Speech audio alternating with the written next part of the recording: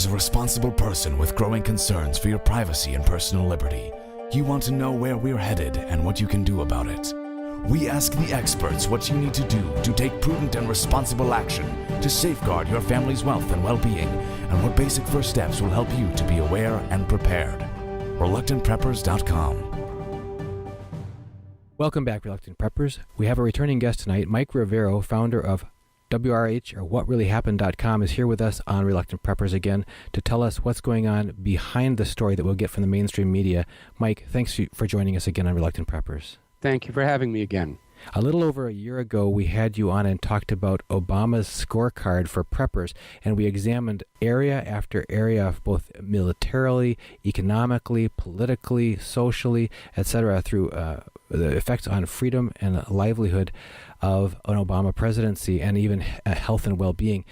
Now we're at the end of Obama's presidency, and we have President-elect Trump about to take the reins. We'd want to get one more chance for you to weigh in on the net effects to people who are liberty and freedom-minded, who want to protect their wealth and well-being. What is the legacy of the Obama presidency for ordinary people, and what can we have to look forward to and anticipate a Trump presidency will bring to our liberty and our life and well-being? So if you're game for that, could you plunge on in and give us your walkthrough of what the legacy is for ordinary people for our life, liberty, and wealth and well-being from an Obama presidency? Well, the legacy is lingering on from Obama. As of today, there was a change in the rules regarding online surveillance, where a single warrant issued by a single judge now authorizes the FBI to hack into computers all across the country and around the world without the judge even knowing where it's going to happen. So it's basically a fishing license to go on out and violate people's privacy. Interestingly enough, the corporate media is already out there trying to spin that this is an artifact of the Trump era, even though obviously Donald Trump had nothing to do with these rules. And he is still not president and can't have an impact on any of these things. But as far as the Obama legacy, it's going to take a while to undo a lot of the damage that's been done. One of the areas I think we all need to be paying attention to is that Donald Trump is inheriting a very fragile and unstable economy. In a lot of ways, it's very much like President Herbert Hoover, who inherited a badly damaged, weak economy, which led to the Depression of the 1930s.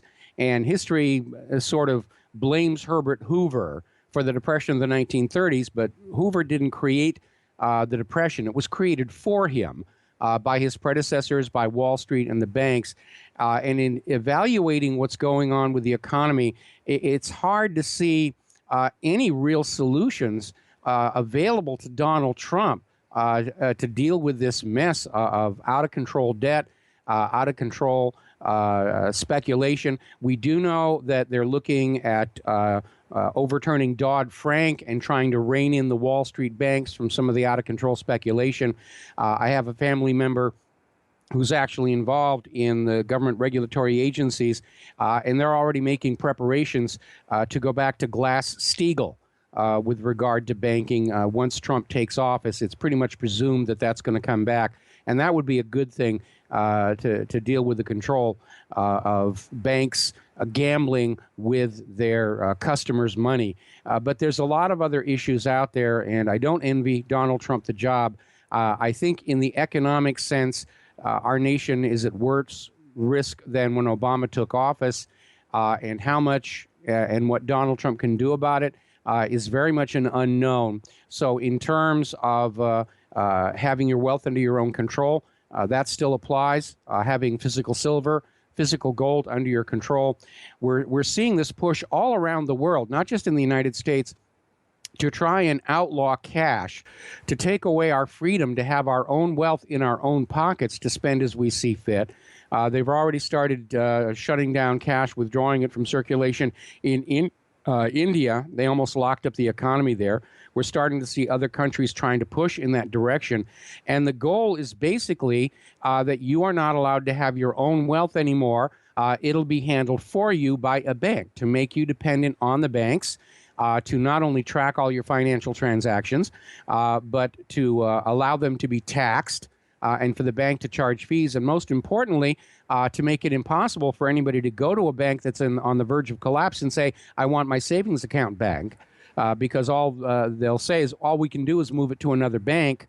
And there was a change in the law passed by Congress, I think 3 Novembers ago, where bank savings account customers are now redefined legally as unsecured investors in the bank, meaning savings account holders can lose their money when the bank gets into trouble. And that is alarming a lot of people. Plus, we have this growing trend of negative interest rates, which once they can get to a cashless society, they can make those negative interest rates as negative as they want, and there's not anything that anybody can do about it. So obviously having your wealth in silver and gold is a good idea, except that, and I did predict this was going to happen, the cashless society cannot work as long as there's any other means of wealth storage, wealth preservation. And we're already hearing rumblings from the government of India that they're going to ban private ownership of gold, just like Roosevelt did in this country back in 1933. And that's going to cause some serious ripples because India is a major consumer of gold at the consumer level. Everybody's got bracelets and bangles. You walk through any marketplace and there are stalls where all this gold jewelry is available to purchase. And if those are all shut down and the people of India ordered to turn their gold in, it's going to have repercussions for the international gold market. Basically, the global banking system has put itself into a real corner. Their only solution is to find some ways to take more money away from ordinary people and keep it for themselves. And how Trump is going to deal with this, I'm really not sure. Now, on the upside, it is very clear that Donald Trump meant what he said when he talked about pulling back from the war agenda, about going back to being friends with Russia, peace through commerce, about making friends with China. So the idea of possibly having to deal with a major war, potentially nuclear, that seems to be fading right now, and that's a good thing. And people may not have to be so worried about having a bomb shelter on their property as we did at the height of the Cold War back in the 1950s. So that's definitely one aspect. We are looking at Trump trying to bring the jobs back, which might improve our economy a little tiny bit. We know he wants to revive manufacturing, and that would be a good thing as well. Overall, I'm seeing the Trump presidency as definitely heading in the right direction, but of course he's facing a lot of institutional resistance from the current entrenched officials and agencies that like things just the way they are. So our work is not over with the inauguration of Donald Trump. In fact, it's just going to be beginning. But as far as what's really going to happen, time will solve that mystery. And looking at Donald Trump's appointments, and everybody's already doing Monday morning quarterback, oh, why did he do this? Why did he do that? There is a clear pattern in that Donald Trump is not picking his cabinet appointments in terms of ideologies. He's looking for competency, and he's picking up people who are very, very good at what they do. He's holding over one of the Obama federal prosecutors who was looking into the Clinton Foundation. So Trump may be intending to move forward with that investigation as well. Now, you mentioned some of Trump's policies that people are trying to look forward to. There was an article that came out today talking about how the U.S. debt has passed $19.9 trillion and expected to pass $20 trillion in February and 20.15 by the end of next year. In your view, will a Trump presidency likely increase the rate of the growth of the U.S. debt, or do you think that will be offset by business developments and tax revenues that will forestall that? In the long range, yes, because once you bring back the manufacturing, the agriculture, people will be able to afford to buy things, generate economic activity and tax revenues. It won't happen immediately. What will happen will be a repeat of what happened when Ronald Reagan was president and he signed this huge tax cut into law, and everybody was screaming, oh, the government will starve, the government will starve. But the economy took off because all of a sudden people had more money to work with, to invest with, to start businesses with, and the net result for tax revenues was an increase. But most politicians don't seem able to look at that. Their attitude is, we want our money now, and taxes are the easiest way to get it. And certainly we've been taxed to the edge of economic paralysis at this point. So I think what's going to happen is Trump is going to have to go back to Franklin Roosevelt. I think he is going to run up the debt in his first year considerably, but he's going to be putting that money into infrastructure development, reviving manufacturing. He's not going to be spending it on war, which like his predecessors have been doing. Trillion here, trillion there, and soon you're talking some real money. So nothing is going to happen overnight. There are going to be no miracles. Anybody who thinks that Donald Trump is going to get into the White House and magically change everything immediately all by himself, you're living in a dream world. We're all going to be working with him. We're going to have to stand shoulder to shoulder with Trump. We're going to have to start glaring through the windows of those offices of the senators and the representatives and remind them they're supposed to be working for us, not for Israel, not for Monsanto, not for Big Pharma, not for Wall Street, and send them a clear, unequivocal message that if they don't remember who they're really supposed to be taking care of, then we will do to them next election what we just did to Hillary this election. And that is now a credible threat, because Trump's election victory sent shockwaves through the establishment. They were absolutely convinced they had a lock on who was going to be the president and who was going to set policy, and they didn't need to worry about the future for themselves. Now, all of a sudden, they're realizing they're vulnerable. The corporate media is panicking. They're losing audience share to the independent media. And literally, they've gone on a war against the independent media. They're out there with this Joe McCarthy idea that everybody with an independent media website is a Russian stooge, and we're all working for Vladimir Putin. And some of these independent media organizations are getting ready to file a defamation lawsuit against the Washington Post and their source, a website called Prop or Not, that was set up last summer through a private registration company. So we don't actually know who created the website, and certainly they don't provide any evidence whatsoever that any of the people on their blacklist, which includes whatreallyhappened.com, have any connection with Russia at all. So it's a clear case of defamation, and if it goes class action, I'm definitely going to be joining in. Now, you've led right into where I wanted to ask you about, because you have a curious distinction among all the guests that we've had on Reluctant Preppers, and we've had many, but due to new guidelines that policies that YouTube has been following, which they term in this innocuous term advertiser-friendly guidelines, your videos on our channel more than any others have been have had monetization withdrawn on them and said they're not advertiser friendly. This, as it's been discussed in the preparedness community, is a very heavy-handed censorship technique that's being used, and it also makes no sense rationally, because if you look at videos that criticize the banking industry or criticize government or talk about risks that are present in the system, there are plenty of advertisers who would be very happy to share their services or their products or whatever to people who are interested about reducing risk and about taking prudent action to help make sure they take care of business for their family. So it's not that it's not advertiser friendly. There's plenty of advertisers, so there's something else going on.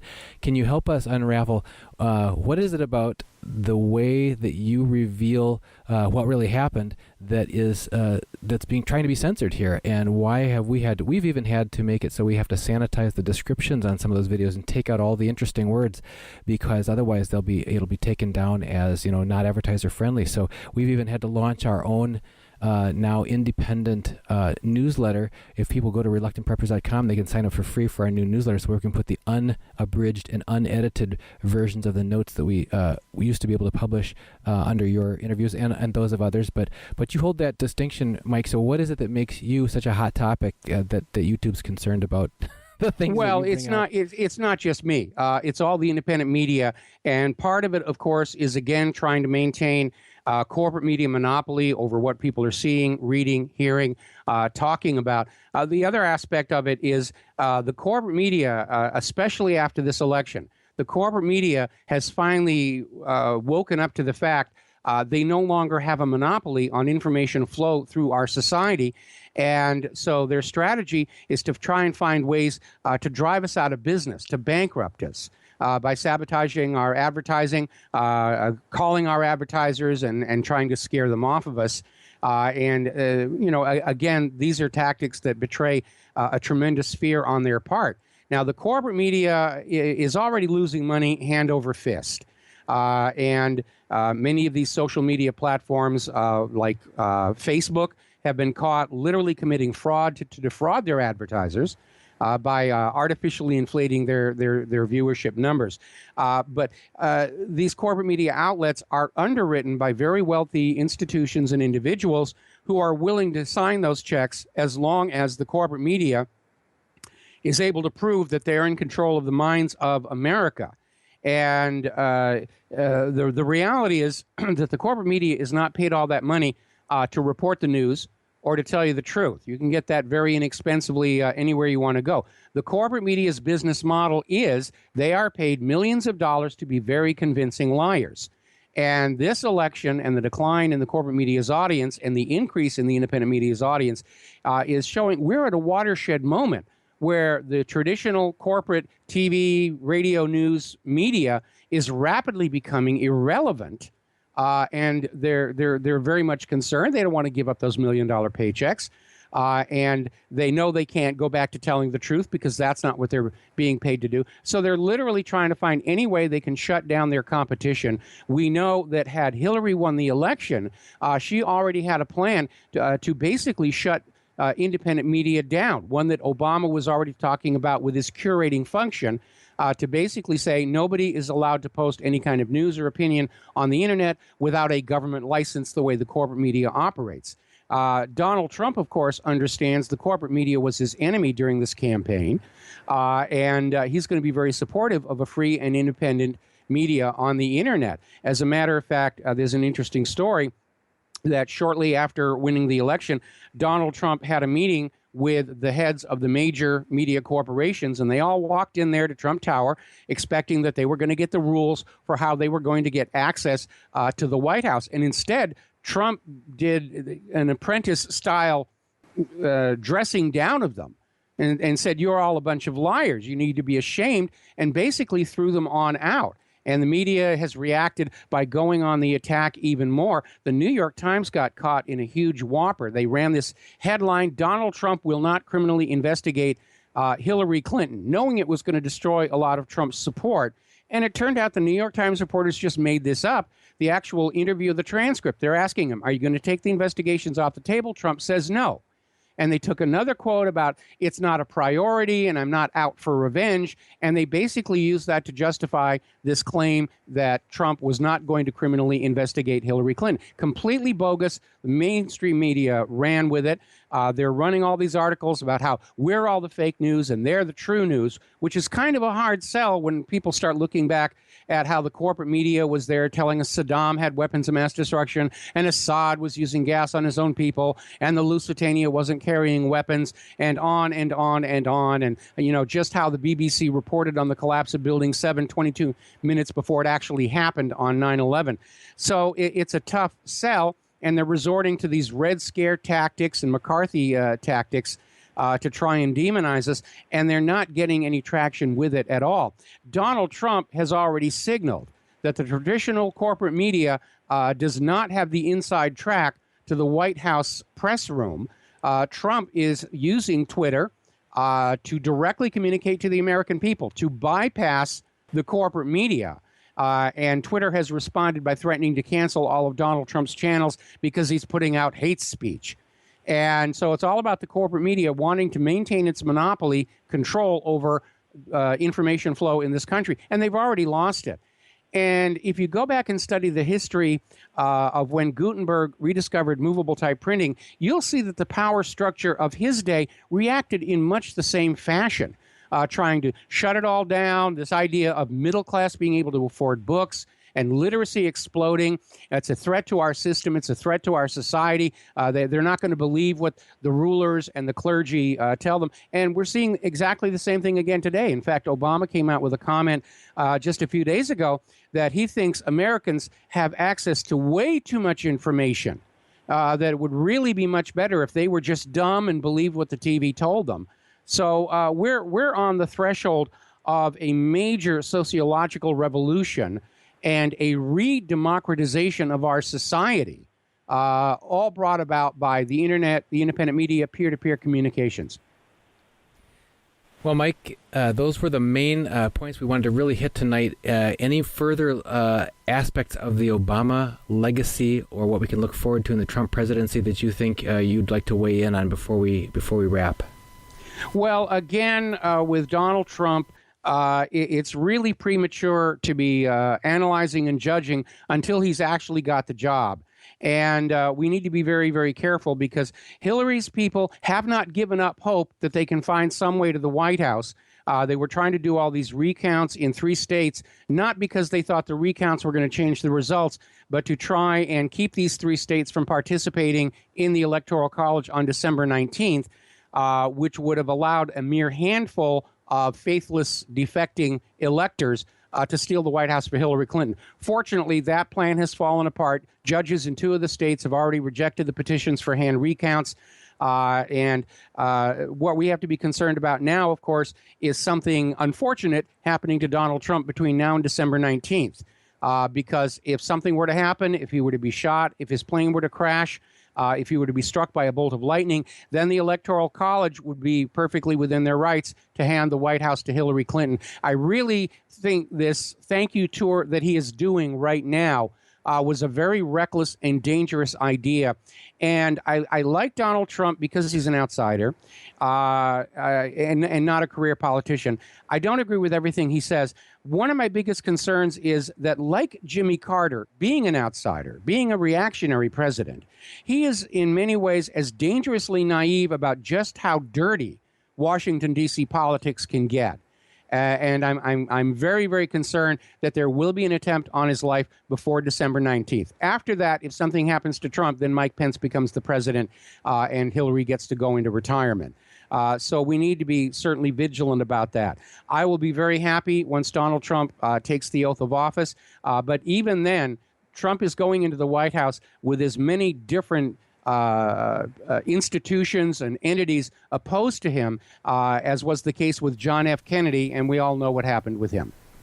Well, Mike Rivero, you are a fountain of unconventional and non-mainstream sources of information and perspectives on things. If people want to find out more of your work, please direct them to how they can get plugged in. Well, the website is called whatreallyhappened.com, past tense. There are now a lot of lookalike sites, so you have to be very, very careful that you're getting the real whatreallyhappened.com. And, of course, I do my own talk radio show every Monday through Friday from 3 p.m. to 6 p.m. on the Republic Broadcasting Network. Mike Rivero, founder of whatreallyhappened.com, thank you very much again for joining us here on Reluctant Preppers. Thank you for having me.